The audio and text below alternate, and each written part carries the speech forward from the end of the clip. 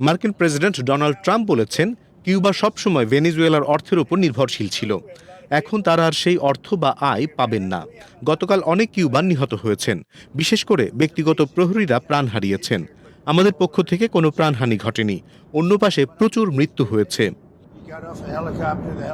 তিনি মেক্সিকোর পরিস্থিতি নিয়েও সতর্ক করেন, বলেন, মেক্সিকোকে নিজেদের ব্যবস্থা নিতে হবে। আমরা চাই মেক্সিকো এটি করুক, তারা সক্ষম, কিন্তু দুর্ভাগ্যবশত এখনও কার্টেলরা খুব শক্তিশালী। আমি ক্লাউদিয়াকে অনেকবার বলেছি, প্রয়োজনে সেনা পাঠাতে পারি। তিনি কিছুটা ভয় পেয়েছেন, তবে প্রকৃতপক্ষে কার্টেলরা মেক্সিকো চালাচ্ছে। ট্রাম্প আরও বলেন, মেক্সিকো ঠিকমতো ব্যবস্থা নিলে সবকিছু নিয়ন্ত্রণে আসবে।